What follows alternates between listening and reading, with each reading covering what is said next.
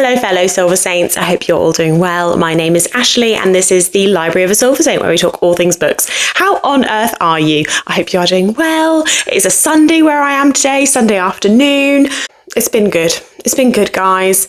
We went for a nice woodland walk in the sun this morning, went to a coffee shop, got a flat white, got a pastry, had some brunch. I've done some housework, so I feel like I've actually achieved something. I've got a biscuit tea. You know, it's just that Sunday feeling, the Sunday refresh.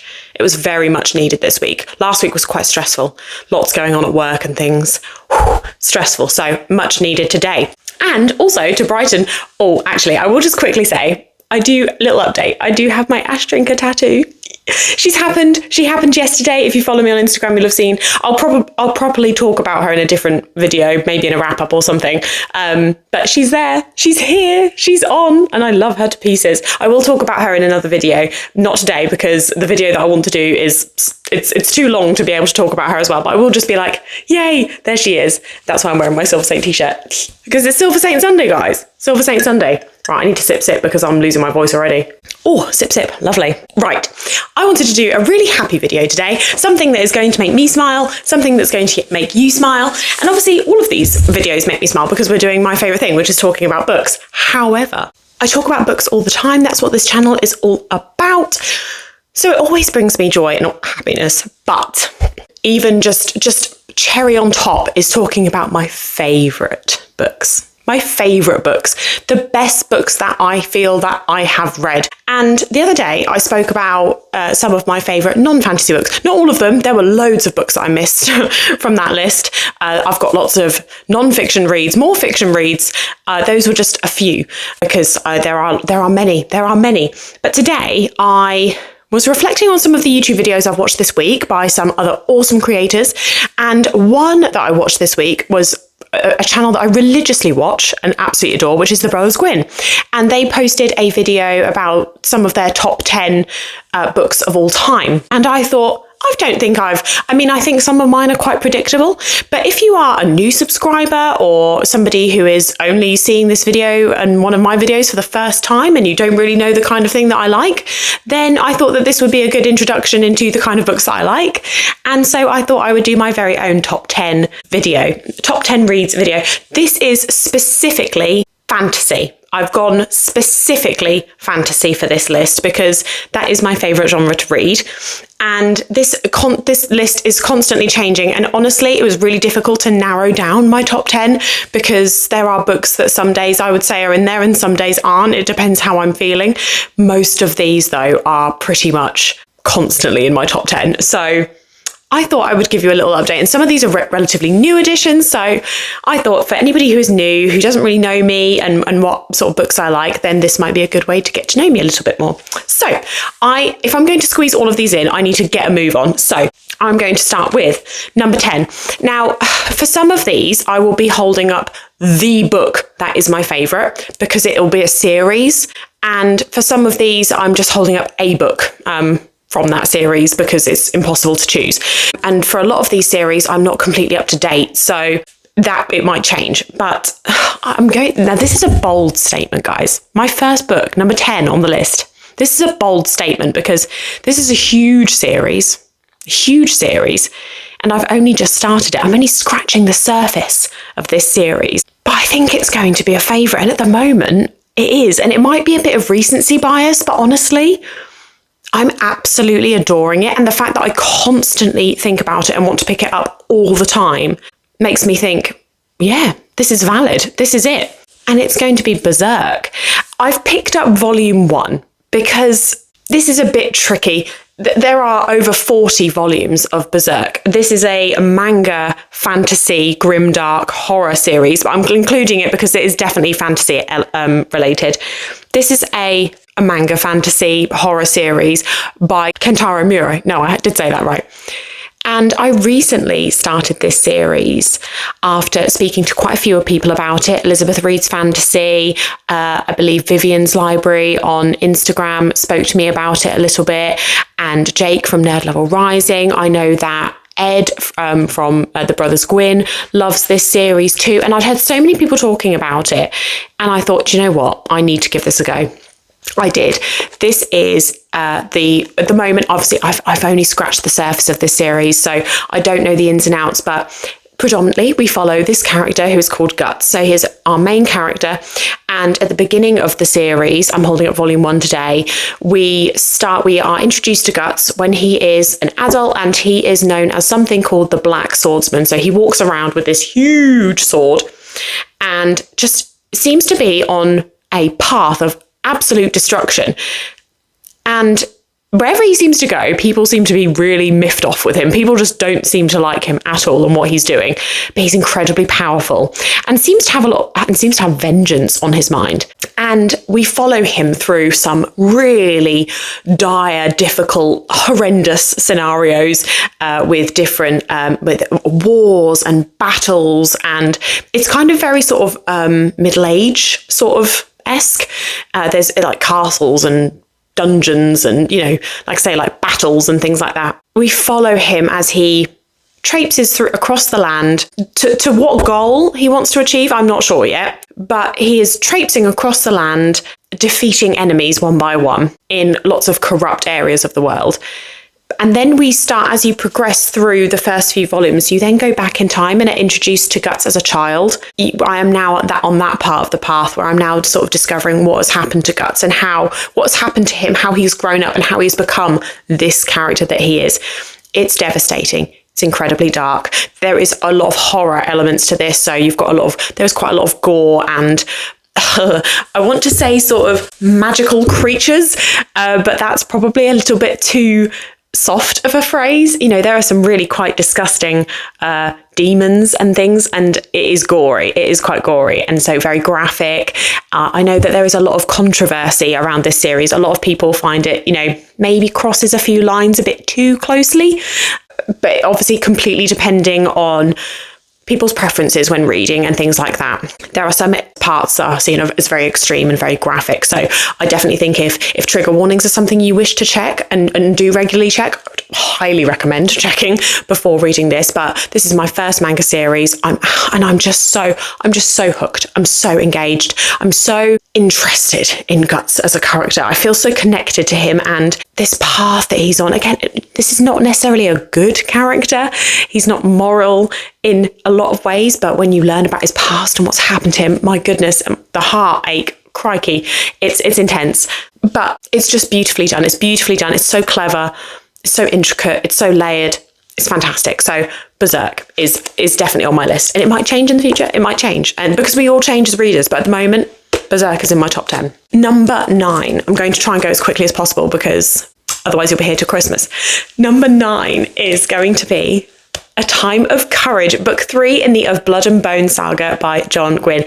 This is a sequel follow-up series to another series by John Gwynne, which is called The Faithful and the Fallen. So we are set in a world called the Banished Lands, and I will see if I can find the map, because there is a map. I'm just going to see if I can find it. There we go. So we have the map of the Banished Lands. And actually, to be on brand, I'm wearing my Brothers Gwynne, John Gwynne, Truth and Courage necklace today. This series is a sequel, a follow-up series to his first series, which was the Faithful and the Fallen series, which is a 4-book series. This is an epic fantasy, kind of middle age, and you've got lots of different influences here. You've got a lot of Celtic mythology and Celtic lore. You've got some Nordic mythology and Nordic lore. You've got lots of things that are influencing this world, but it's sort of middle age, European, and it's everything I want in epic fantasy. This series is, as I say, the sequel. It's the follow-up series. So you've got new characters, some familiar faces, but predominantly new characters. And honestly, how John continued the story from the Faithful and the Fallen on into the Of Blood and Bone was just beautifully done. There is a time difference, and so quite a chunk of time has passed. But the characters are just so incredible. They are all so different, so unique, so individual. And one thing that I adore about this series in particular is that John's side characters are just as important as the main characters. And sometimes there's not really much differentiation, which I really like. I love that they're not there for the sake of being there. They are there because they hold such weight in the story. They carry the story forward. Another element that I absolutely adored about this series was that I feel that John really took his storytelling to a completely new level, where he brought themes from his first series, the Faithful and the Fallen series of good and evil, and flipped it on its head. What was seemingly sort of very black and white in the first series, when you're reading it, when you get to this series, you're like, oh, okay, it's actually not as black and white as I thought. There's actually a huge grey area here. And actually, there's right and wrong on both sides. There is one character in this who is a villain, predominantly a villain, but you understand why they're a villain. They've got such a compelling story and origin of being a villain. You completely understand them. I was not with them, like, yeah, you go. But at the same time, I was like, no, I get it. I totally understand why they're a villain, why they're making these choices. And I loved that. I loved that so much. They weren't just bad for being bad. And I loved that. So in here, you've got, a beautiful world building, beautiful writing, found family, the most incredible friendships and relationships and sort of exchanges and dynamics between characters. You've got animal companions, you've got bears in here, these most gorgeous bears. Oh, it's just lovely. Everything. It is wonderful. There's also some really kind of like fun, dark magic going on in here. Really cool. It's quite brutal. It's quite grotesque at some points. The battle scenes are incredible. It's like a movie playing in your head. Fantastic. Fantastic. And at Time of Courage, the finale, the final book, mind-blowing. Number 9. Number 8. I am going to get 2 things. One, the book that I'm holding up is not the right book, but it's the right series, so I'm going to hold it up. Number 2, a lot of people say that's not fantasy, Ashley. Yep. I will agree with you to an extent, but it's definitely a hybrid. And I have heard this series described as sci fantasy. Because of that reason, I'm keeping it. I would like to do another list for sci-fi books completely at some point. And when I do make that list, I'm going to refrain from using this series because I've included it in this list. From that, you've probably guessed. It's Red Rising. Now, forgive me, Red Rising lovers. Book 1, Red Rising, is not my favourite. This was an okay read. I enjoyed it, but it had a lot of flaws for me personally. However, the book that I am talking about is book 3 in this series, which is Morning Star. I will put it up on the screen, which will make my life so much easier. Morning Star. So, premise of Red Rising is you've got, we are set in space, but it's got so many fantasy elements. I'm keeping it as fantasy. I'm cheating. I don't care. I'm just bending my own rules. It's fine. I make the rules. I make the game. So we have got, we are set in space and we are in a world where class and society is ranked by colour. So reds are at the bottom, golds are at the top, loads of colours in between. Darrow, our protagonist, is a red. He is a miner working on mining for an element. I've forgotten what the element is called. What is it called? No, it just says precious element. It is in the book, but I can't remember what it's called. But he's mining for a precious element, which is an incredibly dangerous job. And all of his family are miners too. And they are mining for this precious element, which is used in the process of making the surface of Mars habitable. So they are terraforming Mars. What they then find out is that this is a huge conspiracy, and actually things are not as they seem, and they have been lied to, and the Golds are actually living quite happily on Mars, living their life, essentially using Reds as slaves. And the Reds find this out. Darrow finds this out. Something else happens to Darrow, which is incredibly heartbreaking, and he starts a rebellion, starts an uprising. That's the premise of Red Rising. Now, I found that I did not get I didn't like the story until I got past book 1. I knew the premise was good, so I stayed for that. But book 1 had a lot of flaws for me, but I'm not going to talk about them today. What I'm going to say is that in book 3, Morning Star, by this point, because I love book 2 as well, 5-star, Golden Sun, I loved the characters and I felt fully invested in them. The plot was just unraveling beautifully. It was emotionally impactful. And there were moments in the book where I stopped my audio, because I was listening to the audio, and really considered the world and what is happening. And it just made me think. And I just think, if a book can do that to you, can really make you stop, question things and think about things. And I almost had like an existential crisis. I had like a mini crisis in my head. Like I was on a walk and there was this one moment and it just stopped me in my tracks. And I thought, oh my God, this is one of the best books I've ever read. It was just amazing. Books 2 and 3 did everything that book 1 didn't do for me. And I adore it. So book 3, Morning Star, incredible space battles, incredible characters. The plot, the story itself was amazing. And like I say, just these comments on the world, Mother Nature, humanity, power, all of that, governments, how our world is governed and all of that. It hit me so much deeper. So for that reason, Morning Star book 3 in Red Rising is on my list. Number 8. Number 7 is Blood Over Brighthaven by M.L. Wong. This is a standalone fantasy novel. It's beautiful. I buddy read this in February with my friend Abby, Books and Three Cats. M.L. Wong is also really famous for writing The Sword of Kaigan, which I believe I've not read yet. I'm hoping to buddy read with Abby one day, but I'm sure that will also be a favourite one day because I've heard the most incredible things about it. Blood Over Brighthaven is a fantasy book, but it's also seen as a slight dark academia book as well. This is about our main character, Siona. Siona is a young woman who has been training all of her life to become a mage. And she is given an opportunity, a very rare opportunity, to earn her place in this sort of magistry.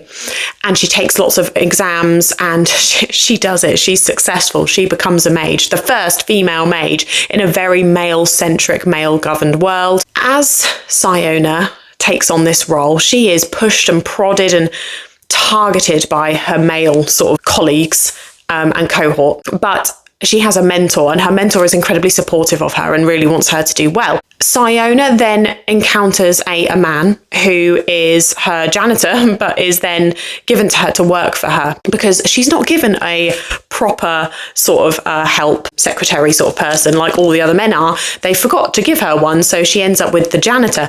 What she uncovers is this janitor is not from where Siona is from. He is from another part of the world. He has crossed over from this part of the world, from another part of the world to this part of the world, taking a very perilous journey that is incredibly dangerous.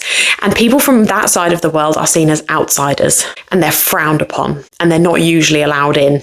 But he has made, I think his name is Tomil. Is it Tomil? I need to double check. He has made this journey and he survived and he ends up working for Siona. And together they uncover a lot about the world and the place that they live and that actually things are not what they seem. And Siona really ends up questioning everything she has ever believed about what she believed was right and good in the world. And she is forced to question everything and uncovers these huge things about the world. It's masterfully done. I don't want to go into too much more detail because of spoilers, but it's beautiful. So many themes are spoken about in this and they are quite heavy-handed. They're quite on the nose, but I loved it and I think it worked brilliantly. It was so compelling, utterly devastating, so gripping. I was hooked from the first sentence. I was in. I devoured it in 2 days. It's never left my mind. I adore it. Blood Over Brighthaven is number 7. Number 6, I'm going to hold up both. So I'm going to hold up this, which is Nevernight by J. Kristoff. This is book 1. I'm only holding up this because I've got the US paperback and I love it. But my favourite from the series is actually book 2, which is Godsgrave. So to give you a brief overview, Nevernight is a epic fantasy series about a young girl called Mia Corvair.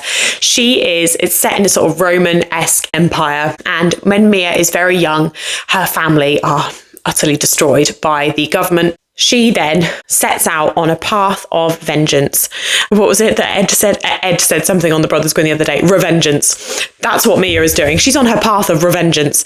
And she goes to a school to train to become an assassin. That's in Nevernight. In book 2, we still follow Mia, but she's not at the school anymore. She has moved on. I'm not going to give any other further details, apart from the fact that this is sort of, if you like the film Gladiator, I think you would really like this. So Mia enters a gladiator setting and it's so fun. We meet lots of new characters. Action is brilliant. The dialogue is fantastic. Mia is something called, she has this incredible ability. She is I'm trying to think of it. Is it Shadowkin? But she basically has shadow magic. So she can use shadows. So she can jump in and out of shadows and move through them. She also has a demon on her shoulder, Mr. Kindly, who is in the shape of a cat. He's a shadow kind as well, like her. And they have such an interesting dynamic. He's with her all the time. It's so fun. The world building also is really interesting in these books, because at the bottom of each page, there are notes, which a lot of people have sort of said they didn't care for, but personally, I really liked it. So you've got a separate narrator sort of telling you facts about the world and some elements of the world. And it's very sarcastic and very witty and very dry, but just really, really fun. I think it added so much. It's got everything that I want in epic fantasy. It's just so fun, and it's dark. It's dark, it's bloody, it's gritty. There's so much action. It's funny. You'll cry, you'll get really emotionally invested. I love it. Mia is badass. I love it. So that is number 6. Number 5. Last time I would have picked The Words of Kings of Prophets, which is book 2, but today I'm going to pick up this one. This is The Land and the Living and the Dead, book 3 in the Gale Song trilogy by Shauna Lawless. This is a historical fiction, an Irish historical fiction meets fantasy meets mythology meets folklore. You've got a lot going into here. There are also real historical elements to this series. I've recently spoken about this series a lot. So this is, as I say, it's set in 10th, 11th century Ireland, and we have got 2 main female characters who are our POVs. One is called Fola. Fola is something called a descendant, which means that she has these magical powers. Different descendants have different powers. She's a healer. And we also have another character called Gormla. Gormla is a Fomorian, a fire mage, and she has fire magic, and they are believed to be extinct in this world, but they're not. Gormla is alive, and she is hiding. They are both hiding. They're both pretending they don't have these abilities. And the story is told bouncing between their POVs. They are both women that have power and are not allowed to use their power. They have to hide it. Equally, they are both striving for a different goal. Gormla is the wife of a king, and she wants her son to become king one day. But she knows that she can't do anything politically. She's a woman, and she can't use her magic because she can't uncover that. So she uses so much. She's so clever, and she just manipulates people around her to get what she wants. She is cold and conniving and quite evil, but I just love her. And then you've got Fola, who is gentle and compassionate and kind and sweet and just kind and caring. They both are so completely different, but they're both utterly compelling, and we follow them. And it also talks about you've got lots of magic in here, but it also includes real historical events from Ireland about the kings and queens battles. It's incredible. It's very reminiscent of the Last Kingdom on Netflix. If you've seen that series, it's very reminiscent of that world. It's absolutely beautiful. Shauna's writing is incredible. It's so fast paced, but yet so tender, and it allows for slow moments too. It's absolutely beautiful. I couldn't put it down. We devoured the whole series earlier on this year in a read along with Leanne, Abby and Luke. The best time ever. We devoured it, including the novellas. So there's three novels, 3 novellas, and then a continuation series that starts with Daughter of the Otherworld, which came out last week. It's fantastic. It's absolutely fantastic. It's not leaving my brain. I love it. So that is number 5. Number 4. This is going to be no surprise to anybody. This is The Last Argument of Kings. Last Argument of Kings, book 3, and the final book in the first Lore series by Joe Abercrombie, Lord Grimdark. You guys know, if you watch me, you know how much I adore this series. I read and then reread the first Lore trilogy earlier this year in the space of a couple of months. I read the first book physically and then did the rest on audio because it's narrated by Stephen Paisley, who I would stand by as one of the best narrators of all time. This is a grimdark fantasy series with a bit of a meandering plot, but it's got the best characters ever. Some of the best characters ever. They are all very morally grey, morally black. Not good, but unforgettable and so distinct. Abby Books and 3 Cats has recently read this series, and she was voice noting me every day about it, and it made me so happy. So this is about, we have a character called Logan Ninefingers, who is a barbarian from the north. He's big and brutish, has been in lots of fights, and he's seemingly lost everything. He's just a brute. He's a bit of a brute, but he's incredibly tender and kind and loving and funny and seemingly quite sort of just unknowing about everything, but He also has a bit of another side to him known as the Bloody Nine. It's very interesting. So we have him. We have Glockter, a crippled inquisitor who is somebody who used to be a very famous and very prominent soldier. And he was captured by the opposing team and imprisoned for 2 years and tortured. So he is now, at the age of 33, a very crippled, broken, disgusting, vile man. But he is incredibly funny and witty and just utterly hilarious and sarcastic, but I just love him. We then have Giselle Dan Luther, who is a noble, and he has just been given everything in the world. He is just insufferable to read about initially. He goes on a journey. And then we have a mage called Biaz, who brings these characters all together. Oh, we also have a character called Pharaoh. She used to be a prisoner, a slave, and now she's seeking revenge for the people who enslaved her. The mage Biaz gathers all of these people together. We don't know why. And they go on a journey, and as you're reading, you're like, I have no idea what's going on, but the characters keep you there and the writing keeps you there. And then in this book, all of your questions, most of your questions, maybe not all of them, most of your questions are answered. Fantastic. Can't tell you any more than that. New addition to the list, guys. Number 3, The Live Ship Traders by Robin Hobb, specifically Ship of Destiny, Book 3. Now, I have been giving brief as I can, examples of what these stories are. I'm not going to do this because next week I will be meeting with Abby, Books and Three Cats, and we are going to be doing a deep dive into this series. So I am not going to talk about this. If you want to know about it, go and watch the deep dive when I post it. But this is a nautical fantasy series where we have live sentient ships, we have serpents, and we have a family, trader family, and we follow this family as everything goes terrible. Initially, just everything goes terrible for this family. And alongside that, we learn about the serpents and we learn about the live ships.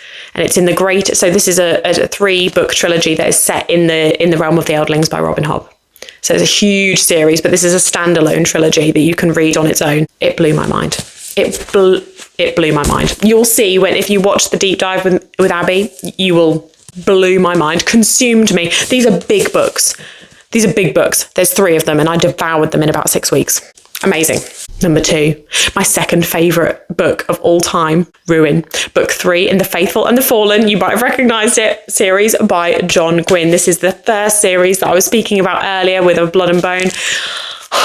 The Banished Lands. This is home. This is everything. It's perfect. It's perfect. Epic fantasy. European-esque world. You have got giants. You have got drakes, giant lizards that people ride. You have got, what else have you got? You've got wolves. You've got crows that speak. You've got the most incredible characters. It literally feels like you are friends with them. It feels like you are with them.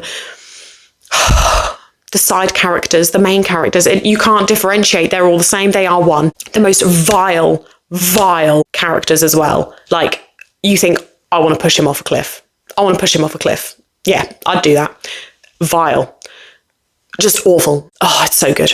John's storytelling is beautiful. This is a story about good versus evil. Angels and demons from another world entering the world of the living, the normal human plane, and causing utter chaos. Absolute chaos. And we have our main character, Corban, who is fulfilling his role in a prophecy to be the bright star to defeat the enemy. And it goes from there, and it is just sensational. I cried my eyes out. The title, John did that for a reason.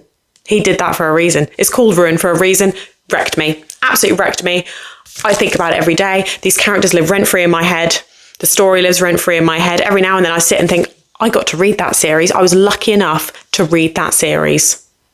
I'm blessed. Truth and Courage. Phenomenal. If you haven't read it, go and read it. now, right now. This is going to be no surprise to anybody considering I have Ash Drinker tattooed on me and a Silversaint t-shirt on. My favourite book, my favourite series of all time is Empire of the Vampire by J. Kristoff. Now, again, I'm going to try not to talk about this too much. One, because I talk about it all the time. Two, because I'm hoping to be doing a deep dive into this series very soon. Currently doing a read along of this series at the moment on Discord. I'll put the link in the comments below. This is everything. This is me. Sometimes you think a book was made for me. This book was made for me. This series was made for me. This is the other one. This is the other series that was made for me. Dark, gritty, gothic world. Gothic. Love it. Vampires. But really cool vampires. Not Twilight vampires.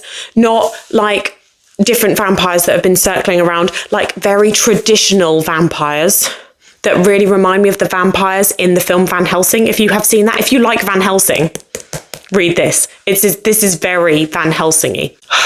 The most gorgeous writing. It's beautiful. The prose is beautiful. Every line. You could underline every line. You could highlight every line. It's stunning. Humour. Oh, you just laugh so much. It's just so funny. The banter between characters is just phenomenal. The love. Sensualness. There is love and power and sex in here that is just beautifully written. It's just delicious. Heartbreak. This will tear your heart out. I cried. It's awful. Okay. Empire of the Vampire is about Gabriel de Leon, who is currently in prison, and he is telling his story whilst in prison to a vampire historian who is making notes on Gabe's story and everything that has happened to Gabe so far. We find out that Gabe is something known as a Silver Saint, which is an order of people that are vowed to end vampires and kill vampires.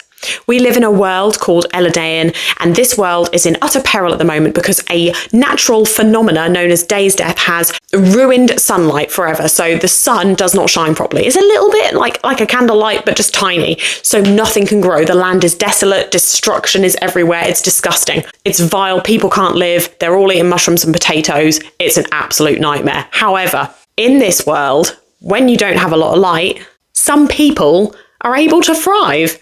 And those people are vampires, cold bloods, and they are, they're pretty vile, but they're also kind of cool, and it's really great. And it's not great, but it is great to read about. And then also you have a potential fix, which is the Holy Grail. And a prophecy that goes with the Holy Grail. And honestly, this book is just everything I want. It's everything I need. It's beautiful. It's just absolutely stunning. And it has another thing that I need to show you, which is one of my favourite things of all time and just makes this series so special. It has illustrations. Look at that. Feast your eyes. I picked that one on specifically, but also just look at it. If you like gothic stuff, if you like vampires, if you like cathedrals and stained glass windows, if you like metal music, I would also highly recommend you read this because J. Kristoff is a massive metalhead. I just think if you like beautiful lyrical prose, if you like humour, if you like characters and a story, characters that you can just adore, but also you can question quite a lot, if you like incredible dialogue, if you like just a plot that just keeps growing and growing and growing and expanding, and every time you finish a paragraph you're left with more questions than answers, this. Go and read it. If you haven't, go and read it. Like now, right now. There you go. I tried to be as brief as possible. Right, that's it. Those are my top 10 books currently of all time / series. I've kind of gone book / series, mainly in fantasy. Yeah, it's a ramble. If you like this video, please do go and give it a like. It helps me out so much. And if you would like to become a firm member of the Library of a Silversaint, please do hit that subscribe button. It means so much to me. I would appreciate it. You can join the family. That was a horribly long ramble, but I tried to go as quickly as possible. I hope you have a lovely day. I hope you have a lovely week. And please let me know down below if you agree with any of my top 10 choices. And yeah, just let me know how you're doing. I hope you have a lovely day, and I'll speak to you again soon. Bye.